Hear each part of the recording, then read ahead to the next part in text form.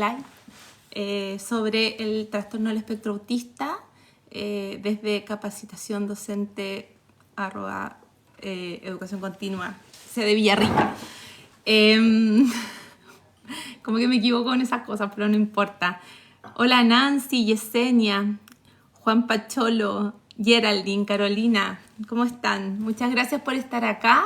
Hemos recibido hartas preguntas y yo les voy a contar un poquito de mí. Yo soy María José Pérez, me dicen Jo, soy educadora de párvulo de formación de pregrado, luego estudié psicopedagogía, también soy coach y tengo algunos posgrados en neurociencias y educación emocional. Hartos años de aula, 15 años de aula y 7 años en docencia universitaria. Y bueno, este tema del TEA es un tema que me apasiona, que me ha tocado también en la vida, en lo personal, me ha tocado trabajar con niños en aula, me ha tocado también enseñar. Así que nada, espero que este espacio sea un espacio que aporte, ¿cierto? Y que podamos ir respondiendo a algunas de las preguntas que nos han hecho. De todas maneras, les invitamos siempre a visitarnos. Somos Educación Continua de la sede Villarrica de la Universidad Católica y tenemos cursos que se imparten todos los meses sobre trastorno del espectro autista, compartiendo estrategias de manejo en el aula. Y también tenemos un diplomado que ya está en su primera versión y que tiene su segunda versión el 2 de agosto. ¿Ya? Y para eso pueden seguirnos como en nuestras páginas de capacitación capacitaciondocente.uc, ¿ya? @capacitaciondocente.uc. Así que ahí los invitamos a seguirnos y también a realizar cursos con nosotros, que tenemos una gama de cursos. Bueno, y hoy día lo que nos convoca es el trastorno del espectro autista, ¿ya? Y a partir de las preguntas que ustedes realizaron, y pueden tal vez ir haciendo algunas preguntas también, la idea es poder contarles un poquito. El TEA, como lo dice la sigla, ¿cierto? Es un trastorno del espectro autista que es más bien una condición que acompaña a lo largo de la vida.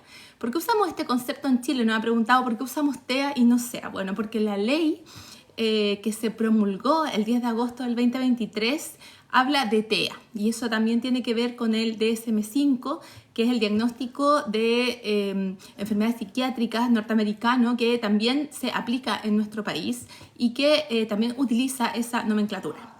Pero nosotros lo reconocemos como una condición porque nos acompaña a lo largo de toda la vida, ¿cierto? Y como les contaba también en un video anterior, tiene dos características nucleares. Aquí llamamos características nucleares, llamamos a que el espectro autista es un espectro, es un gran paraguas, ¿cierto? Que aloja diferentes condiciones, como por ejemplo el autismo clásico conocido, también el autismo con altas capacidades, también el trastorno del desarrollo no especificado, el antiguo Asperger, que diríamos como el autismo con altas capacidades. Entonces, como que aloja una serie de situaciones que explican un desarrollo cerebral que es diferente, ¿ya? No más complejo, ni podríamos decirlo de mejor o peor que un desarrollo típico, neurotípico, sino que diferente. Y estas características nucleares son importantes porque nos dicen qué elementos no pueden faltar cuando pensamos en un diagnóstico de TEA. Y una es una dificultad en la comunicación, pero específicamente en el área de la interacción social, es decir, estos diálogos de ida y vuelta. Esta capacidad que tenemos para comprender la comunicación y poder comprender los contextos conversacionales. Entonces, esta área de la comunicación está afectada, en específico la interacción. Esa es una característica nuclear. Esto se puede dar en personas preverbales que no han desarrollado el lenguaje verbal y también en personas que puedan tener mucho lenguaje verbal, mucho vocabulario, un gran capital cultural, pero aún así les cuesta comprender como los contextos relacionales y por tanto las interacciones. Y puede ser que tenga dificultades para iniciar una interacción, para mantener una interacción o para cerrar una interacción. Esa es la primera característica nuclear. Y la otra característica nuclear es que las personas que están en el espectro autista, en esta condición, tienen intereses profundos, ¿ya? Estos son intereses o temáticas que toman toda la atención de la persona y que se desarrollan muy profundamente.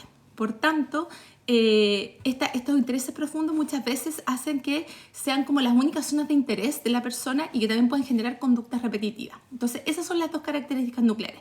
Cuando vemos que hay una dificultad en la interacción y cuando vemos intereses profundos que gatillan también conductas repetitivas. También vemos ciertas características del pensamiento como una inflexibilidad cognitiva y por tanto hasta a las personas autistas se les dificulta a veces los cambios, las transiciones, ¿cierto?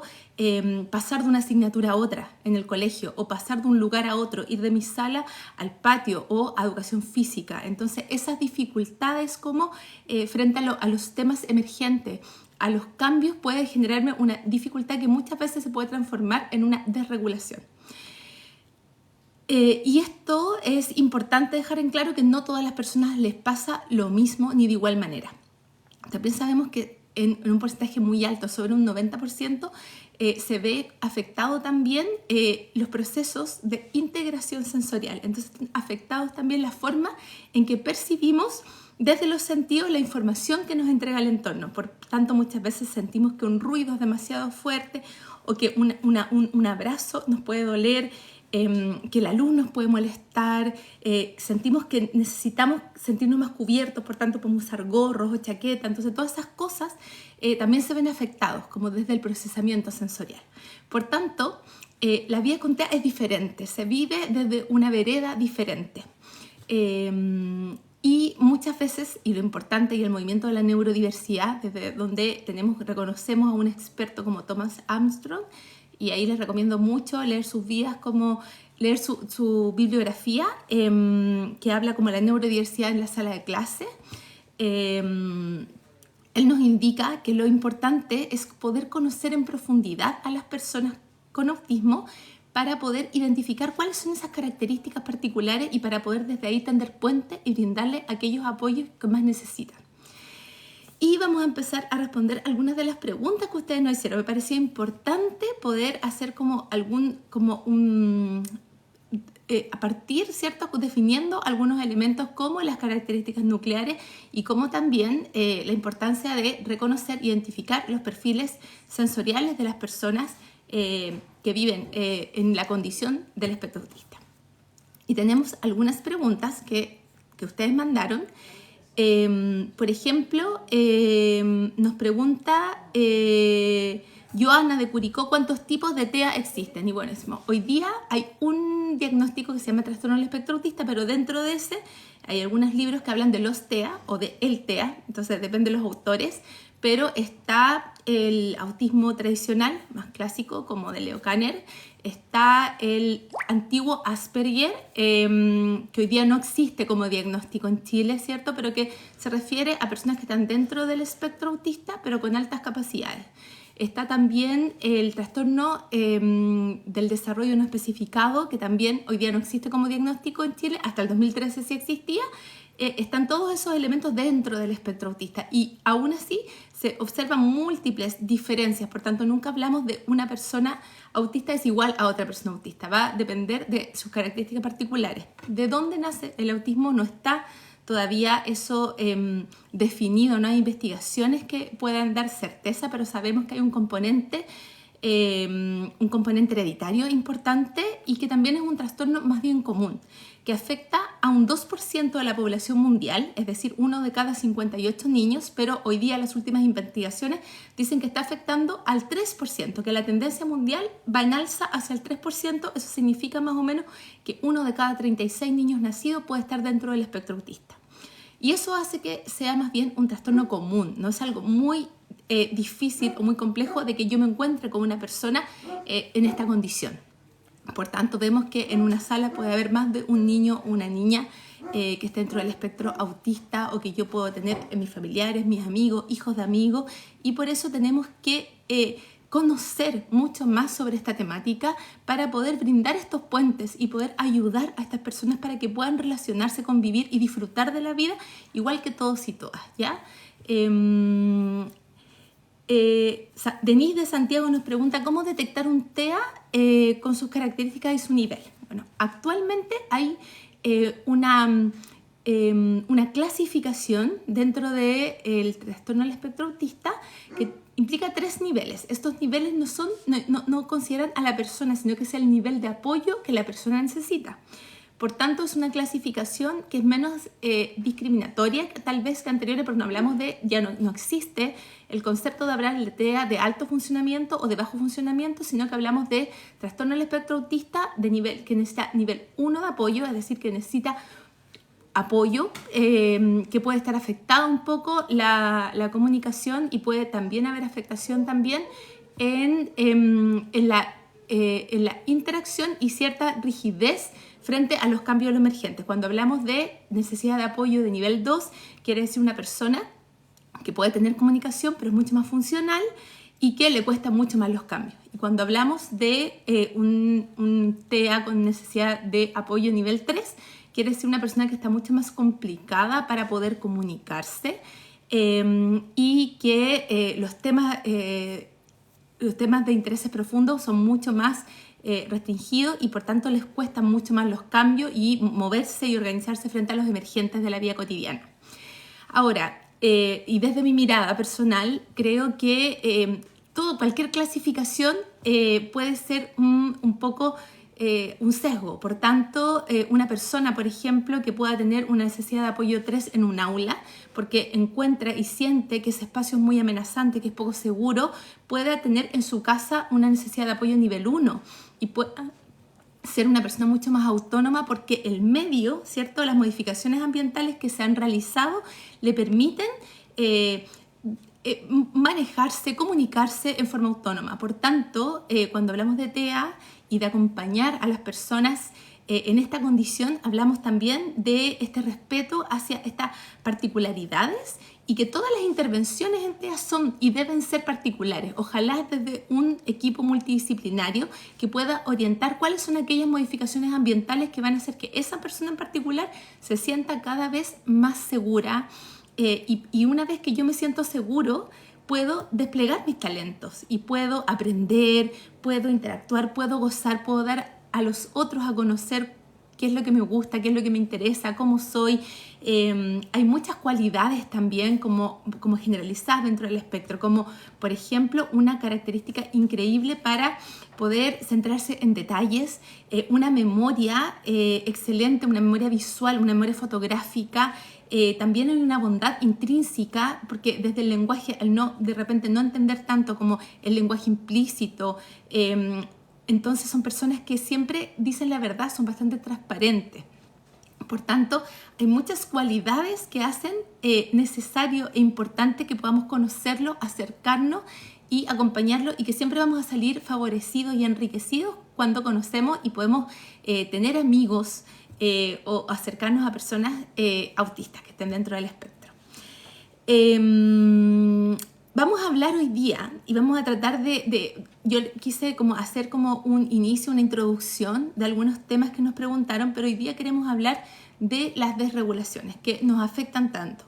Entonces yo les quiero contar que cuando nosotros hablamos de las desregulaciones, en TEA no hablamos como de pataletas o situaciones como muchas veces como pensadas o articuladas o berrinches, que muchas veces se dice, este niñito es como malcriado, no le han puesto límites. No, estamos hablando de situaciones que colapsan a la persona, que hay mucha información sensorial en el ambiente y por tanto no la puede resistir y por eso se desregula.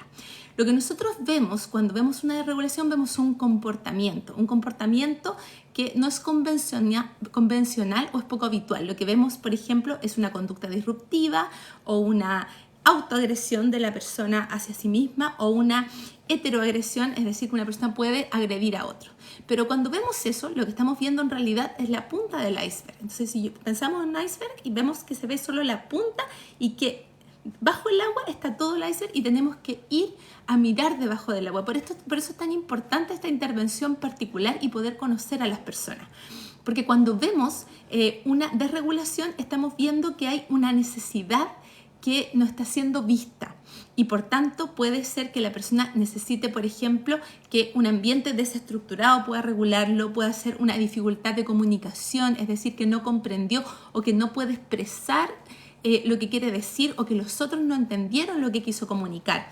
También puede ser una desregulación sensorial, puede ser que un ruido le afecte mucho, un olor, puede ser también que sea algo más básico como tener hambre o tener sed o en el fondo tener fiebre también son cosas que hay que como descartar, o puede ser que le moleste algo en su ropa, una etiqueta, un zapato que le apriete y que no pueda en el fondo verbalizar o ser consciente de eso hasta que otra persona pueda preguntarle y pueda visibilizar y decir, ah, sí, esto es lo que me está afectando.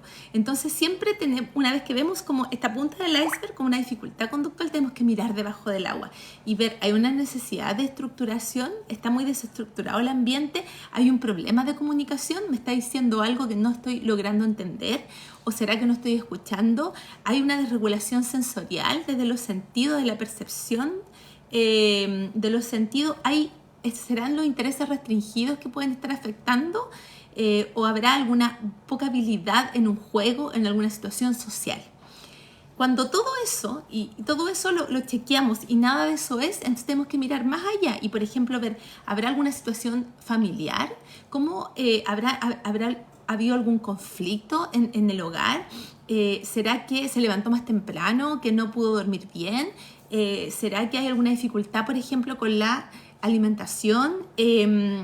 Puede haber también una crisis con pares, puede ser el bullying también, que muchas veces puede ser que se diga que las personas no entienden de todo el lenguaje, pero sí saben cuando hay otros que pueden estar burlándose, riéndose, hablando de ello, entonces se sienten obviamente amenazados. Puede ser también un escaso manejo conductual de algún adulto cercano, puede ser un estrés académico, puede ser una presión social de algún tipo, por ejemplo en un cumpleaños no sé qué hacer, no sé cómo comportarme o me siento poco invitado en este espacio y en este contexto. Entonces todos esos elementos pueden hacer que la persona se desregule. Y cuando nosotros trabajamos con la desregulación, estamos utilizando una estrategia, hay muchas estrategias, esta no es la única ni tampoco es la mejor, pero creemos que una que es bastante sencilla de trabajar y de visibilizar y comprender, que se llama ACP o Apoyo Conductual Positivo, que es de la Fundación Autismo de Madrid. Está liberado también, vamos a tratar de hacer un link para que los puedan descargar ustedes, y que habla que las desregulaciones emocionales tienen 4 etapas. ¿Cuáles son las etapas? Desencadenante, intensificación, explosión y recuperación, ¿ya? Cuando nosotros podemos visibilizar estas 4 etapas de una desregulación emocional, podemos evitar la explosión. Es decir, podemos identificar y parar el proceso de desregulación en la primera etapa, que es el desencadenante. ¿Qué pasa en el desencadenante? Pasa que algo está cambiando, o sea, la persona se siente afectada por algo. El desencadenante es una etapa que puede durar más, o sea, puede estar toda la mañana una persona como incómoda antes de tener una explosión. El poder conocer a la persona autista es súper importante, porque en general son personas bastante estructuradas y tienden a hacer lo mismo porque la estructura les ayuda a regularse, les ayuda a ordenarse y a funcionar bien. Por tanto, muchas veces hacen lo mismo todos los días, todas las mañanas, tienen más o menos un comportamiento similar. Entonces, cuando yo veo que ese comportamiento está cambiando, está variando, entonces yo tengo que estar atento. Algo puede haber aquí, un desencadenante que yo pueda mirar y pueda darme cuenta de que algo hoy día no está funcionando bien. Entonces, cuando yo identifico esto en este nivel del desencadenante, puedo eliminar. Por ejemplo, hoy me doy cuenta que te molesta el zapato, prefieres sacártelo, usar otra cosa, o miremos, por ejemplo, el calcetín, habrá algo que te moleste, me doy cuenta de eso, listo, y hasta ahí llegó, y no hubo una explosión, no hubo una desregulación.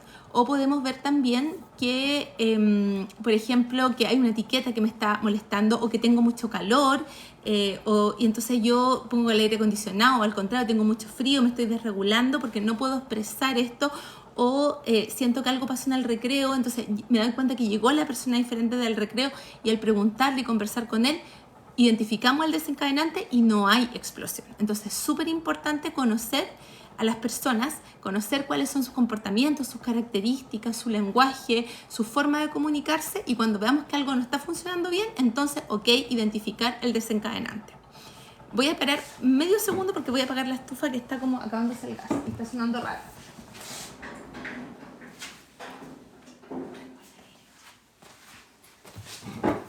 ahora sí. Gracias. Es que era peligroso que algo le pase a la estufa, porque está un poquito heladito acá en Pucón donde estoy.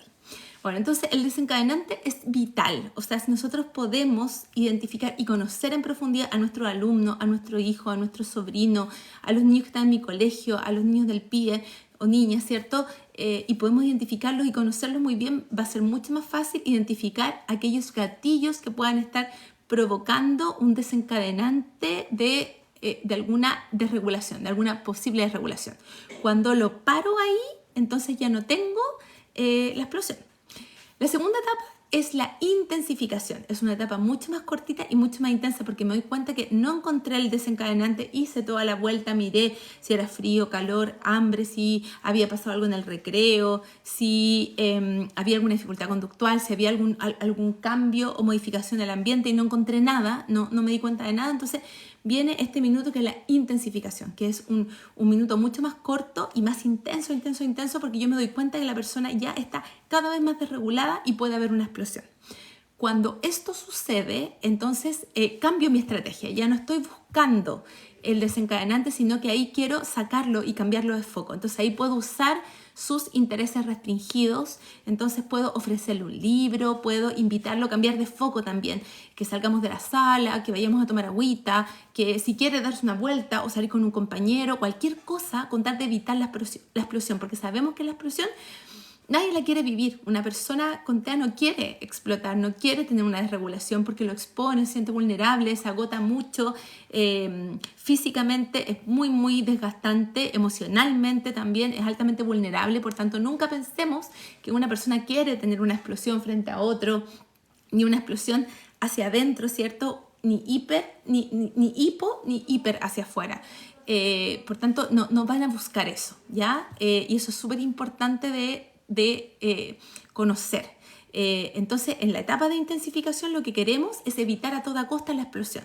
Y ahí cambiar el tema, ofrecer algo rico para comer, ofrecerle un cuento, un libro, algo relacionado con los intereses, porque yo ya sé que algo lo está molestando mucho, que está intensificándose y que puede venir una explosión que no la va a vivir bien, que no va a ser una buena experiencia. Entonces, cualquier cosa con tal de no llegar a la explosión. Pero a veces me doy cuenta que tampoco lo pude encontrar, no pude cambiar el foco, no pude motivarlo con los intereses profundos y por tanto me doy cuenta que va a venir la explosión. Y esto pasa muy rápido, pueden ser un par de minutos, en algunas ocasiones pueden ser 10 segundos, 20 segundos, no tengo muy poco tiempo y me doy cuenta, mira, no logré identificar el desencadenante, no logré en la intensificación motivarlo con otra temática, no llegué y va a haber una explosión. Entonces en ese minuto tengo que pensar en la persona, en el niño, la niña, el adolescente, el adulto que puede tener esta como explosión o esta crisis. Y en ese minuto primero es ver dónde va a estar mejor acompañado. ¿Tengo tiempo? ¿Alcanzaré a irme a algún lugar más protegido y menos expuesto si estoy en la sala de clases, por ejemplo? Si tengo ese tiempo, entonces rápidamente me movilizo con el niño o la niña o el joven, ¿cierto? A un lugar, a una sala de cuidado, a una sala más privada donde pueda estar. Si me doy cuenta que no voy a alcanzar cómo sacarlo, entonces puedo sacar el resto. Allá es importante resguardar y no exponer a la persona. Jamás, por ejemplo, sacarlo de la sala y que tenga una explosión en un pasillo o en un patio, porque ahí queda mucho más vulnerado y queda a merced de que todas las personas lo vean y es mucho más fuerte después la recuperación o volver a la normalidad o dejar de sentirme expuesto. Por tanto, cuando hago la explosión, primero cuando veo que viene una explosión y que veo que viene como en esta etapa que se llama como la explosión, pero que es la crisis ya desencadenada, entonces tengo que resguardar a la persona lo más posible. Si no puedo mover un lugar, entonces saco a las personas y digo ya, vamos a hacer un recreo, una pausa, salgan 10 minutos, yo después les aviso y me quedo con la persona. Y ahí lo más importante es que la persona que corregula, que acompaña esta desregulación, primero esté tranquilo. Y esta tranquilidad le va a mostrar a la persona que puede estar viviendo la crisis que está siendo acompañado por alguien que está regulado, autorregulado. Por eso se llama esta corregulación. Yo te acompaño. Y puedo estar de pie frente a ti, no exacerbarme, porque una corregulación no es como, ay, ¿cómo te ayudo? ¿Qué hago? Llamen a alguien, por favor. Eso no, porque eso va a desregular más a la otra persona. ¿ya? Y si lo hago en un aula con niños, entonces terminan muchos desregulados, así como cuando yo pierdo como la tranquilidad y también la coherencia corporal de mis gestos, de mi cuerpo, de mi movimiento, tengo que estar muy autorregulado. Si no me siento capaz, entonces pido ayuda y que otra persona haga la corregulación, porque es súper importante que esta se haga en calma. Por más desregulada que esté la persona, me preocupo de que físicamente esté bien, de que no se golpee, por ejemplo, de que no se autoagreda, ojalá, y decirle como estoy acá, te voy a acompañar. Una explosión intensa no dura más de 7 u 8 minutos. Entonces tampoco es que vaya a estar 6 horas la persona en una crisis muy intensa como conductualmente. Entonces yo espero siempre tranquilo, acercándome como pueda. Hay personas que van a querer y van a permitir, por ejemplo, que lo tome, que lo toque, que lo abrace, y muchas personas no van a querer eso, pero yo igual tomo distancia, pero mantengo mi estar junto a la persona. Y ese estar va a ser con una voz calmada, una voz adecuada, una voz cercana, vinculante, con un mensaje también de tranquilo, esto va a pasar, yo te estoy acompañando y estoy acá, por si me necesitas. Tengo agüita, no te voy a dejar solo, no te voy a dejar sola, estoy acá para acompañarte. Puedes contar conmigo. Y eso hago yo. Acompaño ese tiempo, muchas veces en silencio, tal vez preguntarle, ¿quieres que te tome la mano? ¿Quieres que te acompañe en la respiración? ¿Quieres que me acerque a ti? ¿No quieres? Ok, me voy a mantener acá. Entonces yo acompaño siempre corregulando, y eso quiere decir siempre autorregulado. Aunque un niño muy chiquitito que puede ser con gritos y todo, yo aún así mantengo siempre la calma. Eso es súper importante. Y espero, y me voy dando cuenta también mirando la respiración de la persona, que vaya como inspirando y expirando, porque cuando está en plena crisis como que no se logra este como ciclo de la respiración, sino que son más cortitas. Entonces cuando yo me doy cuenta que la respiración vuelve a su ciclo, entonces puedo ir acompañando más el inicio de una recuperación, ¿ya? Y desde ahí empiezo a conversar con la persona, mira, ya estás mejor, estás más tranquilo, te voy a invitar a respirar, creo que es bueno que tomes agüita. Muchas veces a veces no hay que conversar en ese minuto, basta con decirle que esté tranquilo, que ya pasó, que está bien, todo bien, que no hubo otras personas que pudieran ver, que estuvimos solo los dos, así que tranquilo, vamos a recuperarnos un poquito. Y luego viene la última etapa, ¿cierto? Que es la cuarta, que es de recuperación. Y aquí es súper importante entender que no solo se recupera el niño, la niña, el adolescente, el adulto que tuvo la crisis o la desregulación, sino que también se recupera quien acompañó. Y esto es súper importante para, por ejemplo, los profesionales de PIO, los profesores que a veces están acompañando 3 desregulaciones y terminan obviamente muy desregulados y no se toman el tiempo para recuperarse. Muchas veces tienen que volver a clase a los 5 minutos o ir de una situación compleja a otra situación compleja y acompañar a veces una mañana 4 situaciones de crisis, y eso es muy complejo porque yo tengo que recuperarme también. Como persona que corregula tengo que también recuperarme, tomar un tiempo, tomarme un tecito, salir a conversar, caminar, respirar. Es importante la etapa de la recuperación y por supuesto es importante para la persona que vivió la desregulación. Entonces desde ahí volver en sí, volver a tranquilizarse, ver que está protegido, que está en un entorno ojalá protegido. Si no pudimos lograrlo y no llegamos a poder acompañar esta desregulación en un entorno protegido, entonces en la recuperación lo llevo a un entorno, o la llevo, ¿cierto?, a un entorno más protegido en donde pueda tomarse un tiempo. Cambiar el tema, leer algo, conversar, salir a caminar, y que la persona vamos viendo hasta qué tiempo necesita para volver, por ejemplo, al aula, para volver al jardín, para volver. Entonces vamos de a poquito. Cuando ella se sienta cómodo, volvemos. Algunas veces no se puede. Algunas veces es importante como que quedó muy afectado y necesita tomarse como mayor tiempo, entonces le damos mayor tiempo. Eso es súper importante ir viéndolo. No hay receta así como a los 10 minutos se recupera, o a los 15 minutos, o a los 20 minutos. No, puede ser que una persona necesite tomarse la mañana. Pero es importante la etapa de recuperación cuando se da una explosión y después la persona queda sola.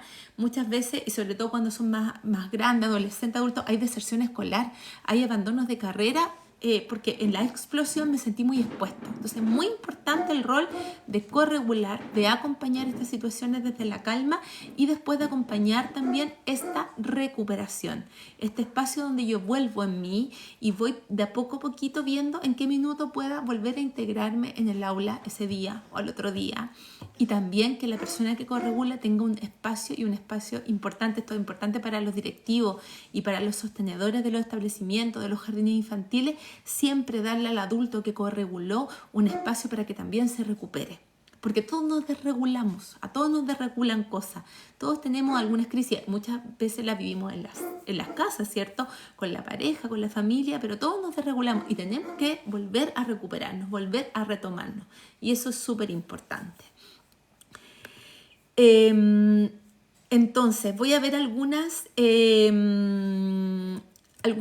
de las preguntas que ustedes hicieron sobre este tema, o no sé si les quedan dudas, pero acordarse siempre de estas 4 etapas. Desencadenante es súper importante, la etapa con tiempo. Cuando yo digo, hoy sabes que llegó diferente, a veces basta una mirada cuando lo conozco mucho en la puerta, cuando veo me doy cuenta, llegó diferente, está con una cara diferente, no hizo su rutina de inicio de mañana. Entonces, en ese caso, al tiro le puedo preguntar al cuidador, a la mamá, al papá que lo fue a buscar, oye, algo pasó diferente, durmió bien, cómo comió ayer, habrá pasado algún cambio en la casa. Entonces, ya en la medida que más lo conozca, más puedo identificar desencadenantes y, por tanto, cuando identifico desencadenantes, puedo evitar la mayor parte de las crisis o las desregulaciones.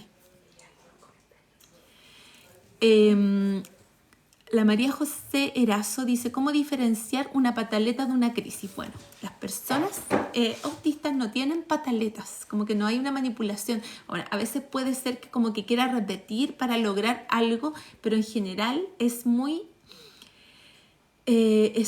agotador, es muy desgastante vivir una desregulación. Llorar, estar como desregularme emocionalmente. Hay algunas desregulaciones también que son como paralizantes, que la persona se paraliza, pero aún así es como esta situación de pánico, no me puedo mover, no hay nada que yo pueda hacer, también es una crisis y todas son muy desgastantes. Por tanto, si yo sé que hay un diagnóstico de autismo, no tengo que pensar que hay una pataleta, tengo que pensar que es una desregulación, identificar el desencadenante. Si no lo logré, como tratar de cambiar el foco en el minuto de la intensificación o corregular la crisis con estos elementos que hablamos. Y siempre resguardar la recuperación. Voy a ver qué otras preguntas. Creo que hemos respondido. Y Paulina, Cristina Dosorno nos preguntó cómo ayudar a un niño desregulado, si se puede hacer en forma física. Bueno, como el manejo, el acompañamiento cuando requiere como de intervención de física, de contención física, tiene que ser capacitada la persona, tiene que haber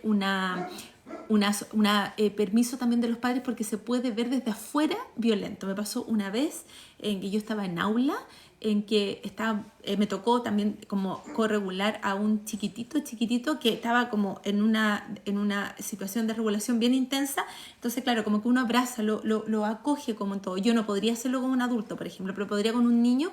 Y pasó una persona, por ejemplo, del transporte y lo vio como algo, como que vio que era como forzado. Entonces, es súper importante que los papás conozcan la situación, que por ejemplo, que si hay un protocolo, se dé y se converse quién va a hacer una contención física en caso que sea necesario, si lo va a hacer la profesora, si lo va a hacer la persona del pie, y que sepa de eso, porque también puede ser que eso se vea muy fuerte desde afuera, una persona que no conoce el contexto, dice, ¿por qué lo está forzando? A lo mejor como conteniendo, y es una contención que requiere, porque si una persona está muy inquieta o gritando, yo tengo que abrazarlo y acogerlo y ser firme, y en eso, en ningún caso como agredir, pero tengo que mantener esa firmeza, y eso sí tiene que ser mediante un protocolo, una conversación para proteger siempre primero al niño, la niña, la persona, el adolescente, el adulto, pero también proteger a quien corregula y que tiene esta apertura también para hacer ese acompañamiento que es muy desgastante. Entonces,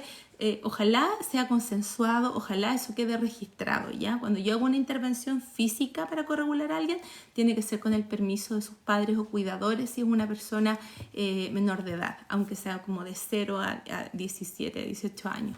Y si es una persona adulta también se puede conversar, ¿cierto? Yo creo que al menos en los colegios estos protocolos tienen que estar conversados y tiene que haber un permiso y una autorización, porque también puede pasar un tercero sin conocer nada del contexto y puede encontrar que esa forma no fue adecuada. Y eso es súper importante saberlo. María José, profesora diferencial de Lota, nos pregunta cómo abordar cuando no quieren que los toque y solo gritan y no quieren escuchar. Entonces ahí es un poquito lo que vimos, ¿cierto? Mantener esta calma, esta corregulación y estar ahí, ¿ok? No te voy a tocar, pero estoy acompañándote y estoy acá y esto va a pasar. Y estoy aquí tranquilo y te acompaño. ¿Ah? Esto va a durar unos minutitos, respira un poquito y me grita, no me quiere escuchar, entonces yo me puedo alejar un poquito, pero sí, igual estoy aquí contigo y quiero estar aquí contigo. Esto va a pasar y espero. Me ha tocado acompañar varias desregulaciones también en primera infancia, hasta en universidad con alumnas y cuando uno está corregulando y mantiene la tranquilidad y la calma puede ayudar, aunque sea una explosión muy intensa. De hecho, esa es la recomendación, ¿cierto?, de la mayoría de las estrategias que hay. Aquí estamos viendo una que se llama Apoyo Conductual Positivo, como les dije, de la Federación de Autismo Madrid y que está abierta, que se puede descargar y que vamos a dejar un link para que la puedan descargar también.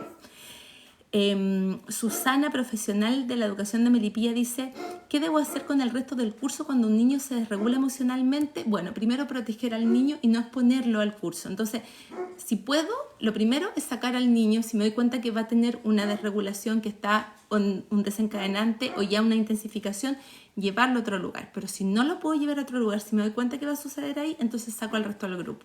Le doy un recreo, un rato de patio, los mando a una biblioteca, hago algo, pero siempre protejo a que el niño no se vea expuesto a todo el grupo, porque si no la recuperación es mucho más compleja. Cuando yo me doy cuenta que todos me vieron, me sentí expuesto, por supuesto que puedo sentir vergüenza, inseguridad frente a esa situación, menos en un pasillo.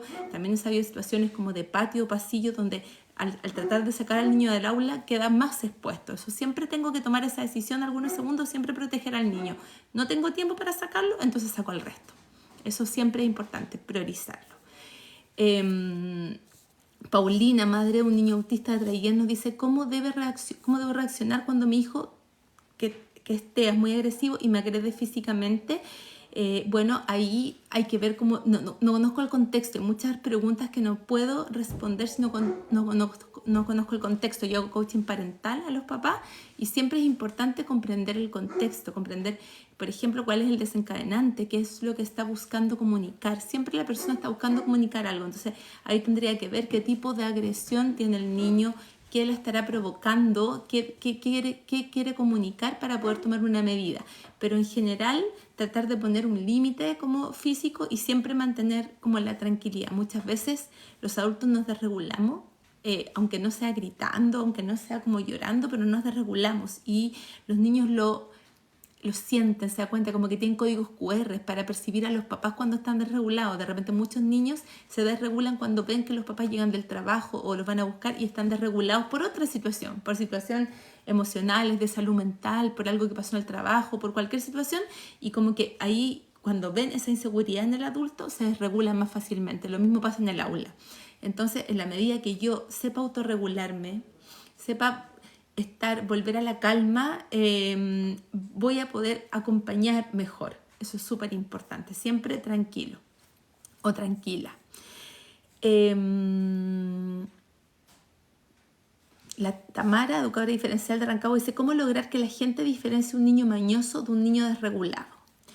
Bueno, yo creo que cuando hablamos de autismo no hablamos de niños mañosos. Hablamos de niños que muchas veces se sienten amenazados por el ambiente y se sienten poco resguardado y por tanto se sienten muy inseguros y amenazados. Es como salir en una situación, como salir a la calle desnudo o como salir en una situación como difícil de guerra y que yo digo, no sé, me pueden atacar.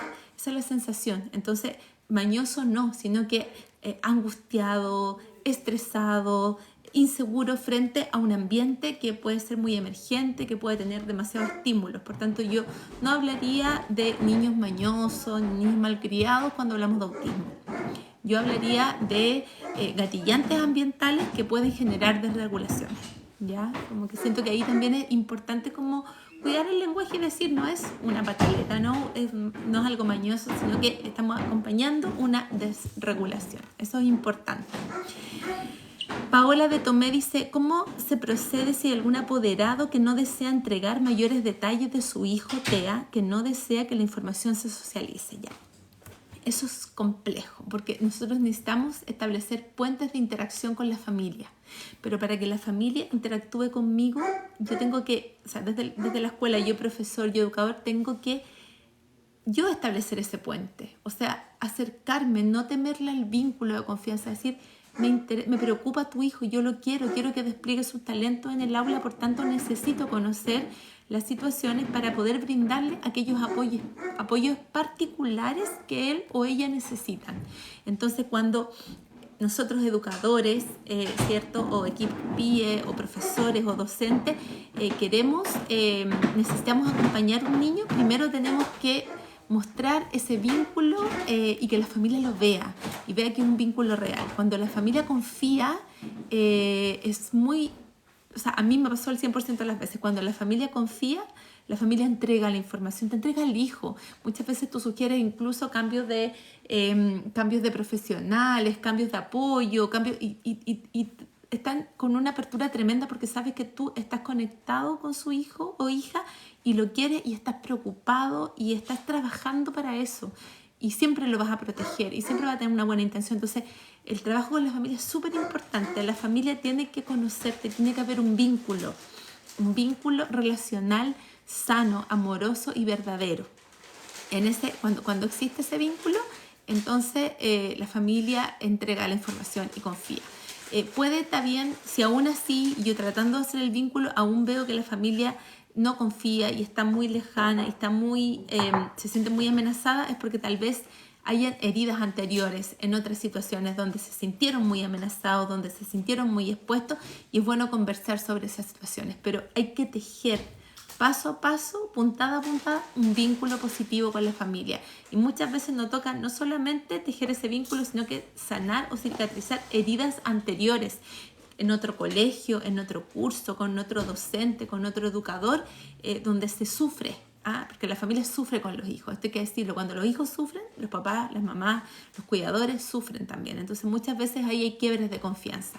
Y muchas veces tenemos que navegar en esas aguas y sanar y ayudar a cicatrizar esas heridas. Eso como en general de regulaciones. Hay algunas preguntas en el chat que por supuesto que no las puedo ver. Tengo que entrar al chat ahí, a ver. Perdone a mí mi ignorancia. Aquí estoy con un poquito de ayudita. Ya. Voy a ver si encuentro algunas preguntas aquí. Tengo un niñito que muerde cuando juega con otros niños o no hace lo que él desea. Gracias, Panti, Rudy, por contarnos eso. Yo la verdad es que no me voy a arriesgar, creo que sería irresponsable de mi parte sin tener mayor contexto decirte que lo único que sí te puedo decir es que si eso pasa en tu aula, entonces lo que tienes que hacer es documentar de ese niño, es decir, ¿cuándo se desregula? ¿A qué horario? ¿En qué contexto? ¿En qué lugar del aula? ¿Cuándo está regulado? ¿Cuándo está tranquilo? ¿Cuáles son esos materiales que hacen que esté tranquilo? ¿Con quién persona se vincula mejor? ¿En qué lugar de aula se siente más cómodo? Y de esa forma yo puedo ir buscando la forma y como los cimientos para ir creando un nicho positivo que se llama, que es un lugar seguro para que la persona se sienta más acogida, pueda estar más autónoma, pueda bajar sus alertas, porque estas mordidas o estos golpes o estos gritos son alertas, estoy diciendo, me está costando esto. Entonces, en la medida que yo más pueda documentar y decir, mira, siempre llega serio cuando lo bajará el papá o la mamá y después va a dejar sus cosas y todo. Entonces, si yo lo interrumpo en esta rutina de la mañana, puede regularse. Por tanto, resguardo mucho esa rutina. O siempre se sienta en este banco porque ahí se siente seguro. Entonces, si alguien lo ocupó el banco, resguardo como que ese banco pueda tenerlo disponible porque sé que hay una necesidad sensorial también de resguardar ese espacio. Entonces, yo sería responsable en responder, decir, haz esto o esto otro, sino que yo te diría, documenta. Papá, mamá, cuidador, educadora, profesor, documenta. ¿Qué es lo que hace? Pequeño documento, no significa como escribir un libro de la situación, pero tener como un registro, ya así como Hoy día a las 8:20 me di cuenta que había un movimiento, ¿cierto? Diferente, y le pedí, revisé y me encontré una etiqueta. Entonces me doy cuenta de eso y pongo la fecha, pongo la situación que se dio hoy día en el patio. Hubo una situación con los compañeros que requirió mediación. Entonces digo, ¿con qué compañero? ¿En qué lugar del patio? ¿A qué hora se dio? ¿Faltó su amigo que lo acompaña siempre o no? ¿Había algún adulto ahí viendo esa situación? Entonces documenta. El registro pedagógico es lo que más nos va a ayudar a evitar desregulaciones, porque vamos a poder identificar esos desencadenantes, que es esa etapa en donde yo evito la desregulación. Entonces, es súper importante. Voy a mirar a ver si encuentro. Ya, aquí dice Carla Andrea, dice, ¿es necesario dar una charla a los compañeros para que tengan conciencia de lo que pasa? Yo encuentro que es súper importante, gracias Carla por esta pregunta, que todos nos sensibilicemos, pero no es como decir esta charla es para ayudar a Juanito o a Pepita, sino que todos nos sensibilicemos con la valoración de la neurodiversidad y saber que somos diferentes, que hay personas neurodivergentes que tienen otros desarrollos, otros tipos de desarrollo, y que todos tenemos que acompañarnos en un mundo que tiene un camino hacia la educación inclusiva, en un país que tiene una ley de educación inclusiva. Deberíamos estar todos sensibilizados. Muchas veces yo siempre recomiendo que todos sensibilicen. Primero todos los profesores, todos los auxiliares, todos los técnicos, las personas que están en la portería, las personas que saludan cuando llega, hasta el sostenedor. Todos deben estar sensibilizados, pero además todos los papás y todas las mamás de todos los cursos, no solo del curso donde está el niño con TEA, sino que de todos los cursos, porque si vamos a trabajar la inclusión de verdad y la valoración a quienes son neurodivergentes, tenemos que estar todos sensibilizados en estos temas.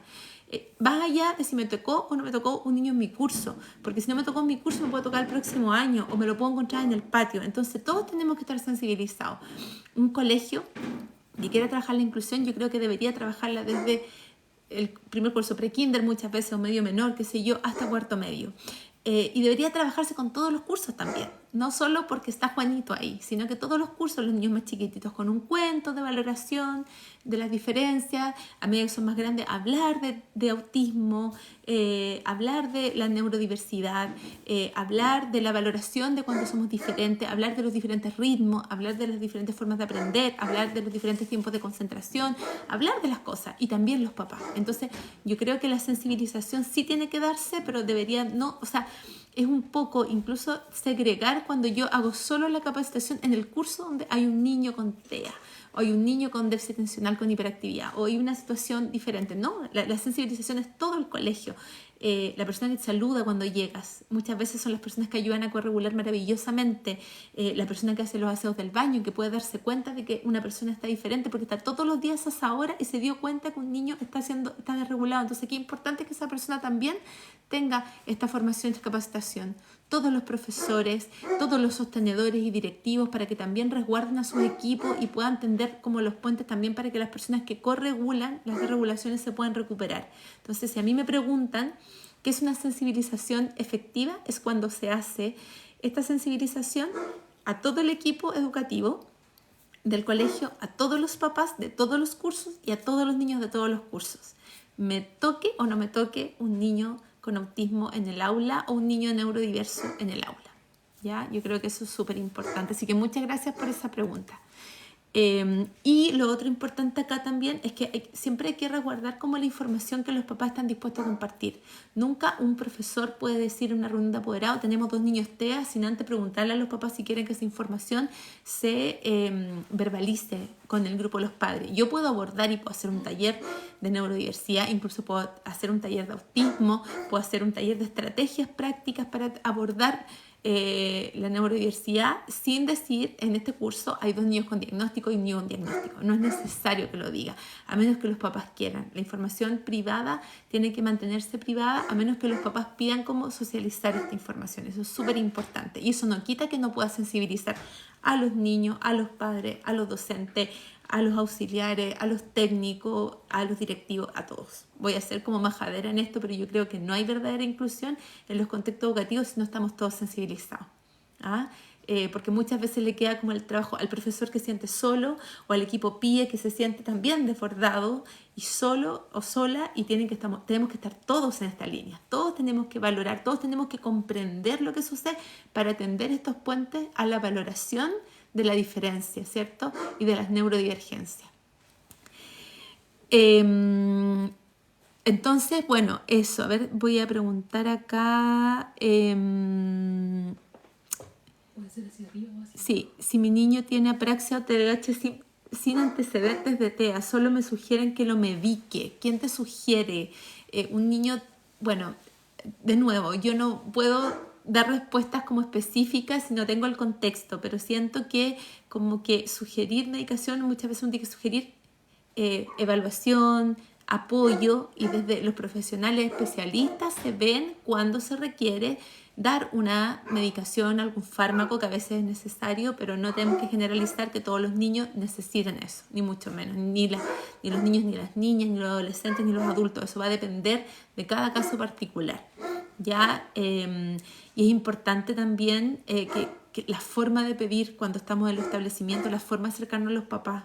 Los papás y las mamás sienten como con el útero acá cuando le hablan del hijo, ¿cierto? Es como decir, entonces cuando uno inicia una reunión y dice, hola, buenos días, estoy súper preocupado, partimos pésimo. O sea, primero, hola, ¿cómo estás? ¿Cómo han estado? ¿Qué me pueden contar? Decirle 3 cosas buenas, 5 cosas buenas del niño antes siquiera de decir, estoy preocupada por algo. Eso es súper importante.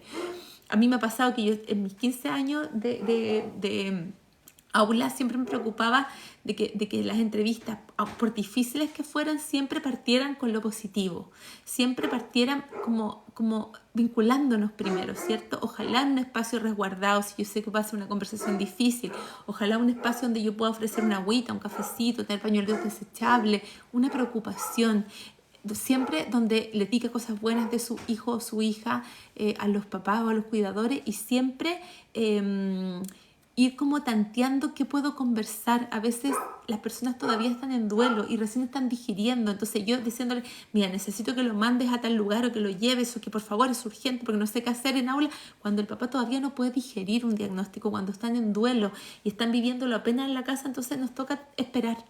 Y nos toca trabajar en el colegio, implementar estrategias, aprender, capacitarnos y esperar que estos papás vayan de a poco digiriendo esto. Entonces también ahí tengo que entender como cuáles son las etapas del duelo en la aceptación de cualquier diagnóstico. Pero el TEA claramente es un diagnóstico. Yo trabajo en esto con papás de chiquititos que están recién diagnosticados y el duelo lleva su tiempo, y algunos papás que lo aceptan muy bien, naturalmente, algunos papás, unas mamás rápidamente, y otros papás que necesitan mucho tiempo. Y está bien. Es válido entonces respetar esos tiempos frente al diagnóstico. Por tanto, siempre tenemos que tener mucho cuidado y ser muy sensibles con estos papás frente a las conversaciones difíciles, preparar el espacio, preparar el ambiente, un cafecito, y jamás partir con un estoy preocupado. O sea, hola, estoy preocupado, hoy lo cité porque estamos con muchos problemas. O sea, eso es pésimo para los papás y para las mamás. O sea, eso genera heridas, genera trauma. Entonces el papá dice, ¿sabes qué? Si de esta forma me recibe, entonces me voy para otro lado. Y eso hace que muchos niños con TEA y su familia estén como pasando por muchos colegios, y eso no puede ser. Tenemos que nosotros tender los puentes de valoración a la neurodivergencia, y tenemos que cuidar a las familias, y así como tenemos que acompañar a los niños para que ellos puedan desarrollarse en forma integral y plena, también tenemos que acoger a esa familia y a esos papás, acompañándolo en una situación, un camino que puede ser precioso sin duda, pero también va a tener etapas difíciles, y yo tengo que sensibilizarme con eso. Eso, no sé cómo estamos con el tiempo, estamos como en 1 hora, bueno, tenemos hartas. Aquí dice, Katherine dice, ¿es normal la fijación con compañeros o profesoras? Sí, sobre todo cuando yo siento un vínculo de acogida, entonces me da seguridad, entonces por ahí me aseguro y voy a buscar siempre a esta persona, siempre voy a buscar a este compañero, y esto tiene que mediarse en forma natural. Es sano tener vínculos, lo que es más delicado es cuando los niños o las niñas o los adolescentes, sobre todo los adolescentes ya más grandes, están aislados, están solos, no interactúan, no hablan con nadie en todo un día, en una semana, en 2 semanas. Eso es Eso es segregar. Eso es complejo, cuando, ok, puede haber una fijación y puede ser que esto incomode y ahí tenemos que mediar, tenemos que proponer que otros compañeritos, otros compañeritas se acerquen, tenemos que ver qué juegos le interesan para poder mirar una estrategia para poder acompañar eso, pero saber que todos necesitamos el vínculo. Entonces esto es como esta necesidad de vínculo. Por fin encontré una amiga, a lo mejor no lo puedo decir con estas palabras, entonces quiero estar con mi amigo, con mi amiga todo el rato, o mi tía me quiere y me doy cuenta que se preocupa por mí, entonces quiero estar con esta tía, con este profesor. Es normal, pero vamos poco a poco y tampoco puedo decirlo porque tiene que ser... En TEA siempre respondemos a estrategias particulares, nunca generalizamos. Nosotros podemos decir en general, están estas características nucleares en general, pero cuando hablamos muy en general, pero cuando vamos a algún caso particular, tiene que ser con contexto, con qué pasa en la familia, cómo están durmiendo, cómo están llevándolo, cuándo supieron el diagnóstico, cuáles son como los procesamientos sensoriales que pueden estar más afectados, que son más sensibles, qué sé yo. Y todas estas situaciones como que siempre hay que conocer el contexto y, insisto, papá, mamá, profesor, equipo PIE, documentar. Cuando los papás yo les digo, documentemos lo que pasa cuando pasa para poder entender y llevar después esa documentación, por ejemplo, al colegio, decirle, mira, mi hijo se desregula con estos desencadenantes o con estos elementos, súper importante resguardar esta luz, o hay ciertos ruidos que lo molestan. Qué bacán es cuando los papás o las mamás, ¿cierto?, conocen a sus hijos y pueden regalar esa información a los establecimientos para poder resguardar también esas condiciones, esos nichos positivos de la casa, llevarlos al colegio. O viceversa, cuando en el colegio se dan cuenta, decimos, nos dimos cuenta que le encanta este material, que está súper bien en este espacio, y nos dimos cuenta que este ruido le molesta para que tengan ojo en la casa. Entonces, estos puentes son súper importantes y necesarios. Eso... yo creo que por hoy día estamos como hasta acá con esta información. Espero que les haya servido. Vamos a ir haciendo otros live. Y queremos seguir como, aprendiendo con ustedes también. A ver, aquí la Cintia dice, mi hijo es muy ansioso y quiere siempre estar comiendo. Eso es parte del diagnóstico. Sí. El tema de la ansiedad, sí, las características ansiosas, y muchas veces se desarrollan trastornos ansiosos cuando son más grandes, es porque hay mucha amenaza del ambiente. Entonces, obviamente, yo me siento muy ansioso y la ansiedad también es un tipo de angustia. Entonces, ¿cómo la compenso? La compenso de alguna forma. Entonces, puedo compensarla con la comida o comer galletas o comer cosas. Puedo fijarme con un tipo de alimentación, eso es natural que pase. Entonces, la idea ahí es poder ofrecerle otras cosas que le motiven. Ahí compartir sus intereses profundos y ofrecerle un libro y ofrecerle otra cosa. No quitarle del todo eso que está comiendo, pero sí pausarlo porque no es sano para él o para ella, ¿cierto? Y por tanto, puedo ir pausando como como darle de a poquitos y como ir ofreciéndole otras cosas ligadas a sus intereses profundos, como para ayudar un poquito. Ahí se me ocurre esa estrategia para ti.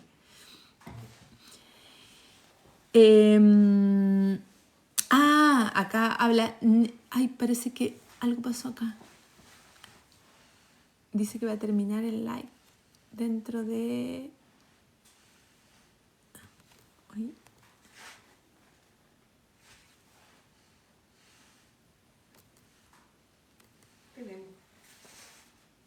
Ay. Ya, perdón. Es que parece que tenemos poquito tiempo, pero... dice, mi nieta solo come papas fritas y nada más. Bueno, Ana, hay que ver como las papas fritas y promover, ver, por ejemplo, si tiene que ver con la consistencia de la papa frita y buscar otros alimentos con esa consistencia, con el color, con la forma, y ofrecerle otras cosas, por ejemplo, frutas como papas fritas, como que puedan tener la forma, y poder ir ampliando de a poquito el repertorio de comida. Así que muchas gracias por decirnos eso.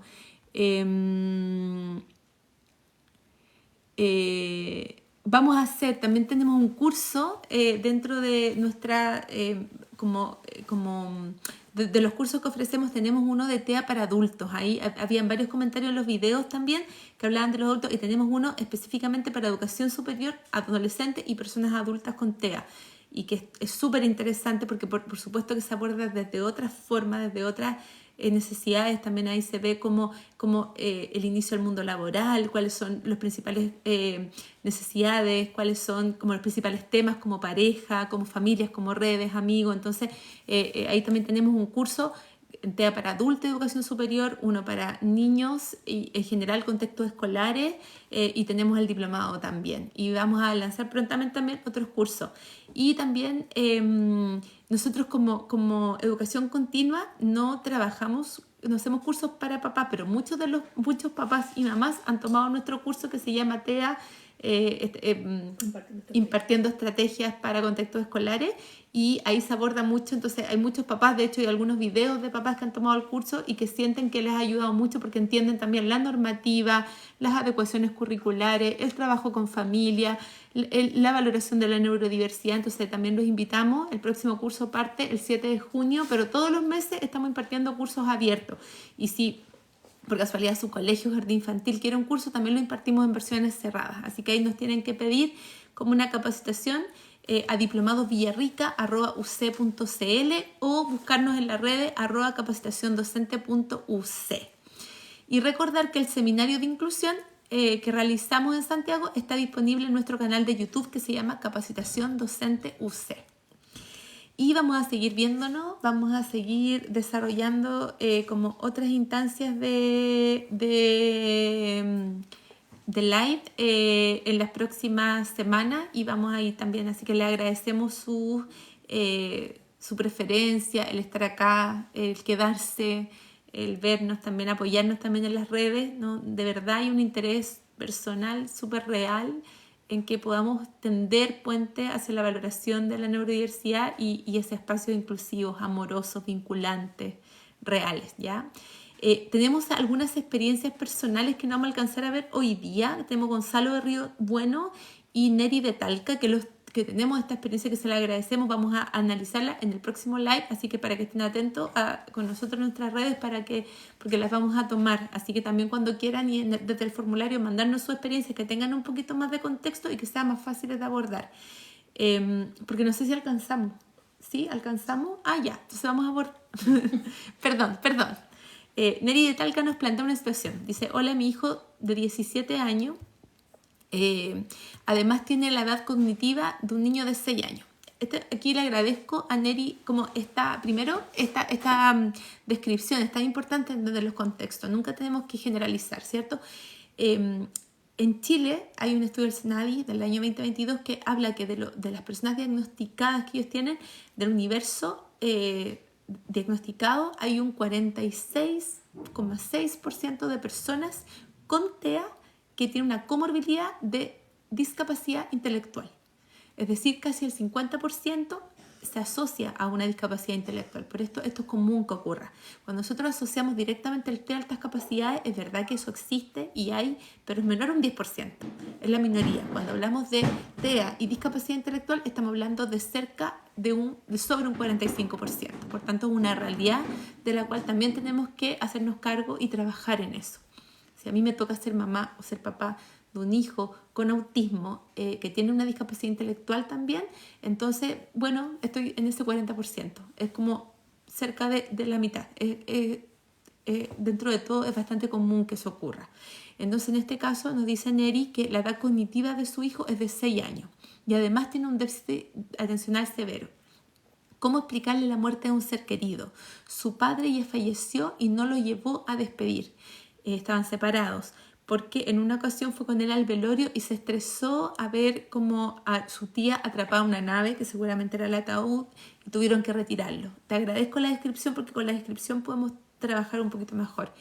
No quise que viviera lo mismo con el papá y le conté un cuento de lo maravilloso, sin atisbos de tristeza, de lo que nos pasaba a las personas que no íbamos a vivir con Diosito querido, y que el papá en forma invisible estaría siempre con él, pero él no sabe que sepultan a las personas, que sufren antes de ello y que todos estamos tristes. No he vivido nada de estos ritos y mi padre pronto partirá. Ellos tienen un gran vínculo y estoy preocupada. No sé si no hacerlo parte y seguir contándole alguna historia. Bueno, las historias siempre sirven, con y sin TEA, ¿ya? Para los niños, para las personas, siempre nos sirven las historias. Hay un cuento muy lindo que se llama El sapo y la canción de Mirlo, que te lo recomiendo también para trabajar como esta situación. Y yo creo que de todas maneras, porque, bueno, El sapo y la canción de Mirlo hablan como del ciclo de la vida.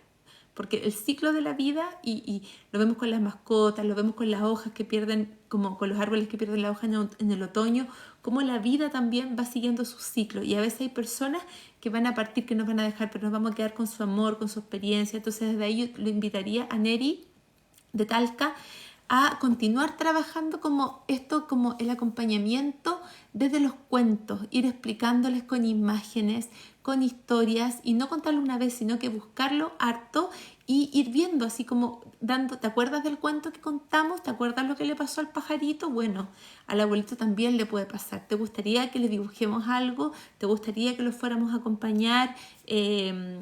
O después decir, yo sé que extrañas al abuelito, pero ¿te acuerdas cuando contamos el cuento y vimos que todo llega a esta etapa en la vida? También le puede pasar a un perrito, también le pasa a los arbolitos, le pasa a las plantitas, le pasa. Entonces podemos ir como acercando esta situación con la vida. Eso no quita que no le duela, eso no quita que no vaya a trabajarse. Y también ahí hay un libro precioso que se llama de las emociones, que se llama El pájaro del alma, ¿ya? Donde se habla como de los cajones de la emoción. Entonces abrir el cajón de la pena, abrir el cajón de la alegría, entonces darnos permiso para a veces tener pena, para sentir rabia porque echamos de menos a alguien, y podemos ir explicándolo en la medida que él vaya entendiendo, no como negando esta información, sino que explicándola y aceptando también la información que se nos va despertando en relación a eso.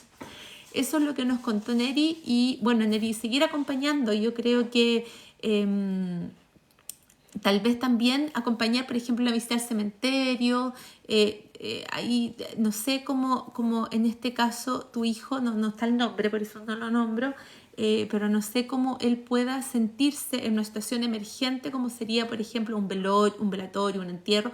Pudiera ser que eso lo desregule, pero sí pudieras acompañarse con un cuento varias veces contado y después ir a visitar al cementerio, llevar florcitas, conversar ahí, pero va a depender de cada situación, ¿ya? Está conectada Neri. ¡Ay, Neri, estás conectada! Se llama Lucas. Neri, un abrazo para Lucas. Muchas gracias por contarnos, muchas gracias por estar.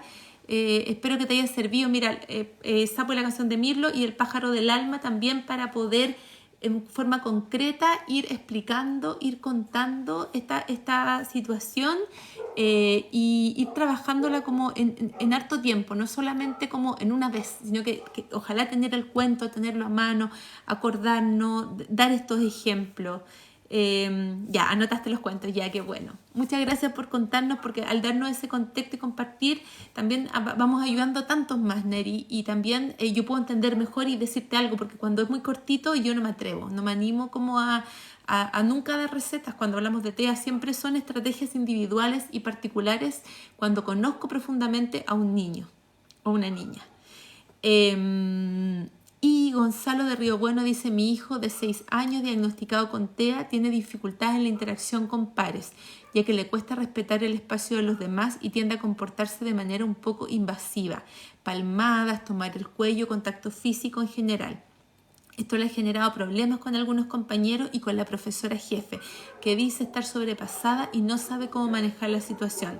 Por otro lado, mi hijo también se frustra al no entender la molestia de los compañeros y se pone muy triste. ¿Cómo lo puedo ayudar? Gracias, Gonzalo de Río Bueno. No sé si estás, Gonzalo, por ahí. Sí, se pueden seguir mandando, Joana, preguntas y vamos a tomarla. Tenemos un equipo maravilloso. Tenemos a la Ana y a la Ceci, que nos están acompañando, que están aquí conmigo, porque yo si no podría hacer esto, ni una posibilidad, pero vamos a seguir haciéndolo y ellas van registrando todas las preguntas y toda la experiencia. Gonzalo, bueno, lo primero es saber para comprender y para poder aplicar estrategias. Entonces, a esa profesora hay que capacitarla, invítala al curso. Por último, mándanos un mail a ver si podemos encontrar como algún apoyo parcial de beca o algo para el curso. Porque esa profesora necesita saber cómo apoyar a tu hijo. Eso es lo primero. Es súper difícil, si no sé y no entiendo, poder dar medidas. Es natural que los niños que los niños pequeños de 6 años primero no sepan regular bien las interacciones. Y los niños con TEA, que les cuesta a veces comprender algunos contextos sociales, también que puedan tener como ser muy invasivos en la interacción o muy repetitivos en la interacción y que eso le molesta a los otros. Entonces nos falta la mamá que reclama, que no quiere que lo inviten. Todas esas cosas son las que tenemos que enseñar, y por eso es importante que esa profesora se capacite y que se capaciten todos los papás de ese curso y también todos los niños. Y al mismo tiempo ir modelando otras formas para el niño, que a través de la imitación y a través de la comprensión, ir ofreciéndole otros juguetes, ir invitando a otros compañeros, ir siempre como reconociendo los logros de cuando puede tener una forma de llegada más como menos invasiva, felicitarlo, y esto se hace diariamente, muchas veces, hasta que él o ella van entendiendo. En este caso, tu hijito, ¿cierto, Gonzalo? Así que yo creo que de todas maneras se puede hacer mucho. Creo que eso es muy común que pase. Lo que te está sucediendo pasa mucho por esta dificultad como en entender como la interacción. Entonces puedo ser muy invasivo o puedo aislarme mucho, y ahí tiene que haber un equipo, un trabajo conjunto. También ustedes en la casa les pueden ir enseñando cómo cuando conversan, tomar una distancia, mantener un diálogo, y cómo también se puede invitar como a cuando un niño se sienta como un poquito amenazado frente a un niño TEA, otro niño digamos, lo podemos invitar a hacer otra cosa, reconocer sus intereses profundos, invitarlo a compartir con un juguete, compartir con otro niño, compartir con un adulto, y ir modelando todo el rato, hasta que vaya entendiendo y felicitando cada pequeño avance, cada pequeño logro. Se va reconociendo porque son muchos los logros de todas las personas, y por supuesto de las personas autistas también. Así que eso, muchas gracias, y nos vemos pronto. Ahí les vamos a ir contando. Les pido disculpas por todos los errores que puedo haber cometido. No soy muy buena para las redes, entonces también si dije alguna palabra que no correspondía, también les pido disculpas, y un abrazo para todos y todas, y espero seguirlos viendo en los cursos, en los live, en el diploma, ojalá. Y si eres papá, también este espacio también puede ser para ti, así que papá o mamá, un abrazo, muchas gracias a todos. Chao Javi, chao Evelyn, Tamara, por estar acá. La Tamara nos hizo altos comentarios, los vamos a leer.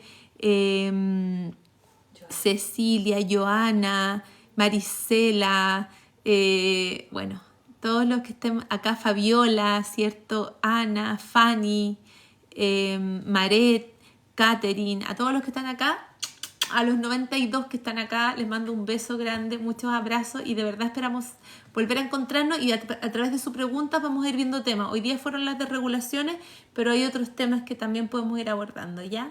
Cuídense mucho, y siempre un placer verlos y compartir esta instancia. Acuérdense de nuestro canal de YouTube, que lo tengo anotado acá porque no me lo sé de memoria, pero es @capacitaciondocente.c. Ahí vamos a subir el live. Y vamos a subir el live al canal de YouTube para que lo puedan volver a ver o lo puedan compartir también. Y acuérdense también de que si quieren seguirnos en Instagram, @capacitaciondocente.c, y que para cotizaciones o cursos, todo esto me lo tengo acá escrito porque si no me retan, pueden mandar un mail a diplomadosvillarrica@uc.cl. Eso, y estamos desde capacitación en educación continua, sede Villarrica, la mejor educación continua desde el sur de Chile. Ya, un beso para todos. Chao, chao.